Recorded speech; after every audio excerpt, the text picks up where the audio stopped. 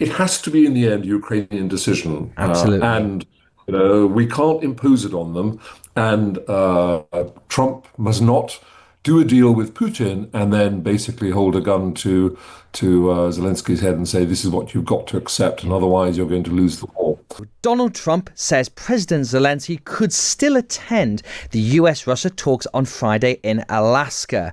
But as has been the attitude since the start of his second presidency, the rest of Europe seems firmly shut out of any talks and is stuck, sadly, firmly on the sidelines. That's particularly worrying as territorial concessions are likely to be discussed. And the rest of Europe, not least Ukraine, doesn't want its borders drawn through force. President Trump has even indicated that Ukraine must accept the redrawing of its borders to achieve any peace. And all that is before any talks about a ceasefire have been agreed. Lord Darroch, Kim Darroch, the former British ambassador to the United States, who was in post when Trump and Putin last met in 2018, he joins me now. Lord Darroch, how braced should we be for this meeting? It feels as if the drumbeat's been pretty significant throughout recent days, and it could be quite a significant one. How has the world changed since 2018, the dynamic between Presidents Trump and Putin? First thing to say, Seb, about this meeting is it's been arranged at astonishingly short notice.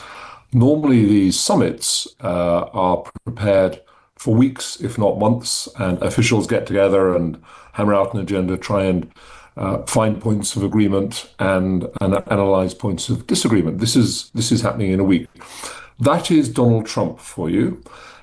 He says in his inauguration speeches, only I can solve these issues. And he genuinely believes that it's him face to face with Putin that's going to be the answer. Now, the safest prediction to make about how things will go is not very much will come out of it, in part because it is underprepared, and in part because the objective is so difficult. I mean, the Russians are briefing out of Moscow that this is basically a meeting about improving US-Russia bilateral relations, which shows that their focus is not really about Ukraine. From Washington, it's all about ending the Ukraine war. And of course, after 3.5 years, 1.5 million casualties, dead and wounded, everyone would like that war to end. But the two parties are way, way apart on any of the issues that would need to be settled. So it's hard to see how much progress is going to be made, apart from my last point, maybe an agreement on a temporary ceasefire and the launch of some sort of negotiations on something for the future. I don't think Putin would accept a permanent ceasefire, but he might accept a temporary one. And that's the crucial point, isn't it, Lord Darroch? Because if there could be a ceasefire without conditions, and as you said, Vladimir Putin has not put that forward at all, then that could be a good starting basis for engaging Ukraine into more talks. But it does seem as if President Trump just wants to get this thing over the line as quickly as possible, that he's been touting all of the peace deals he's done over recent weeks, and he just wants to add Ukraine to that list there. But as you've alluded to, Vladimir Putin's not going to be interested in that. He's in no rush. He can keep going with this war as long as he wants. He doesn't seem to mind the killing of thousands of his own countrymen, Ukrainians. But that feels as a fundamental difference there, and that should have been prepped more in advance. Yes, I mean, Putin's stated requirements for a deal are one, that Ukraine gives up all of the territory that Russia owns at the moment, possesses at the moment, which is something like 20% of Ukrainian territory, and a bit more to complete those other oblasts, as they're called, those sort of provinces that Putin has declared a Russian territory. Second, that Ukraine gives up any ambitions to join NATO, as well as to eternal neutrality. And third, potentially, that Ukraine disarms. None of those are acceptable to Zelensky. I think ultimately he'll probably have to do a deal of any kind, he'll probably have to accept some loss of territory. But I can't see how he could possibly accept a promise of eternal neutrality, because the whole thing is really fundamentally about whether Ukraine can choose its own future direction and can point westwards and join NATO and join the European Union. That's absolutely fundamental. He can't give that away. So it looks very difficult. Trump is not a man known for patience. And if he hits a brick wall with Putin, or which will be more dangerous for us in Europe, if he sort of agrees a way forward with Putin that Zelensky then rejects, then an awful lot of responsibility potentially falls on Europe to sustain Ukraine's defensive efforts.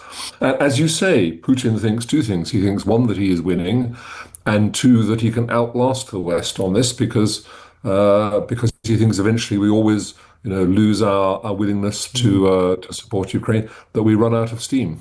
And on this issue of sort of land swaps and the border swaps, when Russia first illegally invaded Ukraine, the UK had always said that shooting must fail and that Russia can take no land. The world has moved on from that. How does that principle work? And, do you draw the lines where they are at the moment? President Trump has talked about Russia giving some land back to Ukraine as well. So, with your diplomatic hat on, how do you even begin to navigate that before you get into the situation of protecting it? Because you mentioned Western troops, putting boots on the ground. That feels fairly unrealistic given the fact that I think Europe has said even getting 10 or 25,000 troops would be a struggle, when President Zelensky said you would need 200,000 troops to keep off the Russian threat. Yes. Yeah, those are all very difficult questions. I think you'd need a series of stages to make progress. First thing to say, of course, is that although everyone is talking about swaps, these are all bits of Ukrainian territory that are being bartered over. There's no suggestion that Russia is going to give any of its territory off. So this is all about Ukrainian soil that might be swapped or not swapped. Second, Ukraine only acquired Crimea, it is said, after a rather drunken Politburo meeting in about 1954. So if there is one chunk of territory you think that it might not be too painful for them to hand back, it would be Crimea, which is only a recent addition to Ukrainian territory. The talk, and these leaks come from somewhere in the media, is about some American idea that Ukraine would surrender Donetsk and Luhansk, but might get back its two other provinces, which are the coastline provinces, which are Zaporizhia and Kherson. I'm not sure whether Zelensky can accept that. But the fundamental point here is it has to be, in the end, a Ukrainian decision. Absolutely. And we can't impose it on them. And Trump must not do a deal with Putin and then basically hold a gun to Zelensky's head and say, this is what you've got to accept, and otherwise you're going to lose the war. Indeed. The promise to we would support you, continue to support you, but you need to think about a way forward on this. That was Lord Kim Darroch, the former British ambassador to the United States.